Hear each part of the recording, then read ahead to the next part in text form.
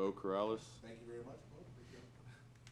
All right, so what exactly has kind of come together for you to get more in the mix this season?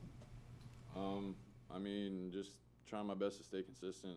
They pointed out to me that that was probably one of my biggest flaws through the spring and then kind of through the beginning camp. They just wanted to see consistency from me, which I totally get because I mean, there's days whenever I know I'm at my best personally, and then like there's days whenever I can feel that I'm not quite at that level. But it helps whenever you have guys like De'Ami Brown and Antoine Green that are always right there behind me, pushing me to try to reach that level. And so we're all doing that for each other. So it definitely helps. Coach Longo, go ahead. What were you inconsistent with the wide receiver position? I'd say just drops. I mean, like it would be like not even contested ones because I mean I feel like I'm better when I am being contested and stuff. It's sometimes just the ones whenever I'm wide open and it's a lot to just deal with like focus and being in the moment because like there will be times whenever it'll be wide open ball, a play I make all the time and it'll just slip through my hands. So it's just that kind of thing and just being able to really focus in on the details and be able to just complete my job. Coach Longo mentioned that he kind of challenged you after camp and told you he wasn't happy with what you'd done. Was that a kind of a turning point for you, or what did that conversation mean to you? I don't know if I'd necessarily call it a turning point because I wouldn't say that I was necessarily doing anything more or less than what I was already doing, but it definitely made me just kind of like think a little bit harder what the coaches want me to be doing, what I need to be doing, and all that stuff. And so it was really just more mental for me than it was like physical stuff because I've been working my butt off. I've been here at this campus, you know, and so I get plenty of extra work in and stuff. It was just more mental stuff for me that I had to be able to push through and break through for them to trust me some more. What are you improving on if it's not your hands? How do you improve consistency if it's on your head? Just that right there, and just being aware of it, like being aware whenever I'm not as focused as I need to be. Because whenever we're running drills, whatever it is, whether it's like catching tennis balls and stuff, like I have to be able to check myself and like lock in mentally and think to myself whether or not I'm performing at my best mentally, not just physically, because that's what it comes down to, and that's what they've been telling us a bunch is that I mean we know we can make plays, we know that we can do all the above, get all the accolades and stuff that we want to get. It's just a matter of us being able to really focus in on it and use our abilities and make plays. In answering some of these questions about you yesterday, Coach Longo also said you show up on game days. What does that mean to you? It just means that I'm reliable to them, I guess. But to me, I mean, I feel like it's something that I just have to keep my head down with and just keep being consistent. Because I might not get. I mean, it's playing receiver. You're dependent on so many other different variables in the game that you're not going to get every single ball that's thrown in the air. So like it was just part of that mental stuff that I was talking about earlier. I mean, I just have to be locked in mentally and be ready to make any catch that comes my way because I know that the opportunities are very few, and if I want them to be able to trust me, that I just got to be able to be reliable on Saturdays. If you have a drop, is it easy to forget it and move on to the next play, or does it stick with you for a while? That's probably what I feel like was my biggest problem through the spring and the fall. Is that a lot of times if I had a drop, I would kind of beat myself up a little bit too much on it. But Longo's done a really good job with us of just teaching us this don't blink mentality, where if something does go wrong, I mean, it doesn't do anyone good to hold your head over it. So it's just this don't blink mentality type thing where you just got to go into the next play and then make sure that you don't make the same mistake twice. Well, what is the mood of this team, especially coming off the bye with you guys sitting in a three-way tie right now for first place? You know, coming off a season where you guys only won 2 wins and now you're in the middle of October and you have a chance to win a championship.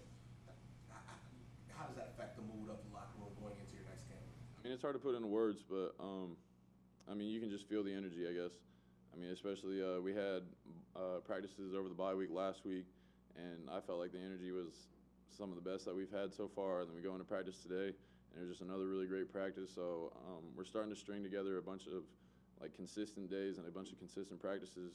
So I mean, the energy's up, and I think that this whole past week and a half has been something to really build off of. So do you all get the sense that from here on out, every game is a big game? Absolutely, and I mean, I wish I could say that we were taking it that way previously, because I mean, you hate losing games that you want to get back, but like I said, there's nothing you can do about them. But I mean, every game's important, and Coach Mack has been trying to preach that to us from the get-go. That every game the most important game is the next one on the schedule. You know, so definitely feeling the weight of each game as they come up.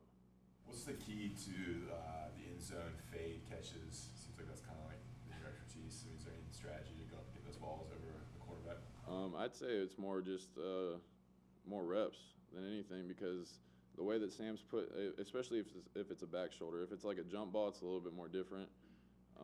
Which the one at South Carolina was a little bit more of a jump ball than it was a back shoulder, and then the one we had, I can't even remember who I scored. Georgia Tech. Yeah, nah. But the one at Georgia Tech was a designed back shoulder, so back shoulders are definitely a little bit more tricky, a little bit harder, but it's just based off of reps. And me and Sam I feel like got a pretty good feel for each other. So it's just the timing, him knowing where I can reach to, and me knowing when I have to turn my shoulders and my head. Because if I give it away too early, it's pretty easy for a cornerback to kind of jump onto it. So it's just a lot of timing and a lot of reps together. You talked about being more consistent, but as you've gotten more consistent, how has you and Sam Howell's relationship developed over the last week? Well, I mean, I feel like anytime a receiver is consistent for a quarterback, they're gonna have a good relationship. So I mean, even before that, though, me and Sam have been pretty tight. But I mean, we work a lot. We work a lot together on just extra stuff, like getting stuff in after practice, just everyday stuff, and just trying to make sure that we're getting the most work in that we can possible. What's something that we might not know about Sam that you guys see a little more of? Shoot, I don't know. I feel like Sam's a pretty straightforward dude. Y'all probably know him better than I do. I don't know. Y'all ask him questions, but I don't know. I mean, Sam is a goofy dude whenever he can open up a little bit, but I mean, it's hard. It's hard. I've been with him for a while, and I rarely ever see his goofy side. I mean, most of the time it looks like he's locked in and just trying to get the job done, whatever it is. Yeah, we have the starting quarterback guy in here, not the goofy one. I'd rather have that one though. Any comments on Virginia Tech's defense as far as preparation, what you guys need to be ready for, scouting reports on them? What are you seeing with Virginia Tech's defense? I mean, they play really hard-nosed football. They play a lot of press man, off man. They mix everything up, and they just do a really good job on defense. So there's plenty on our plate as far as scouting them this week. But I mean, we've had last bye week and then this whole entire week, so we're definitely feeling prepared for it. I'm curious to know if you, growing up, did you ever hear the term beamer ball coming up or whatever? And if so, what did it mean to you then compared to maybe what it may mean to you now, even though he's retired?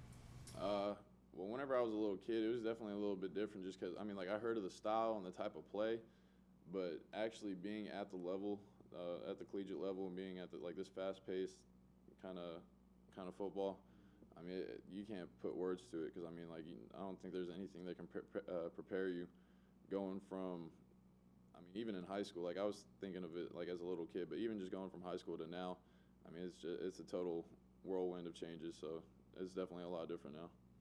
You're from Texas. Why did you pick UNC? I know Coach Brewer was a big part of your recruitment, but any other reasons why? Because it's different staff you committed to. Obviously. Yeah, there was a man that told me. I'm not gonna name him, but there was a man that had told me that during recruiting I needed to go where I felt like I was most wanted, not where I wanted to go most.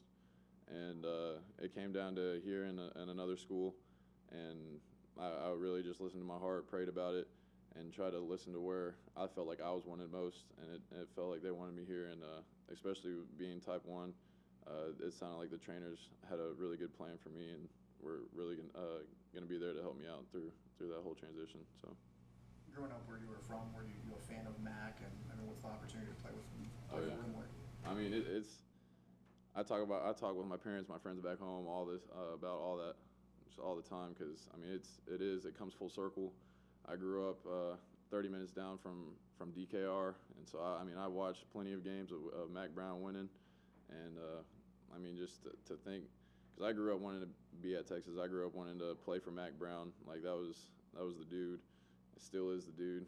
But I mean, it's just crazy how he ended up here with me. And I mean, I'm just extremely grateful and blessed, and I thank God every day that I got this opportunity. Just to clarify, you said type 1. Are you talking about that? Yes, type 1 diabetic. Just making sure. Yeah. Thanks, Bob. Thanks, Bob. Appreciate y'all.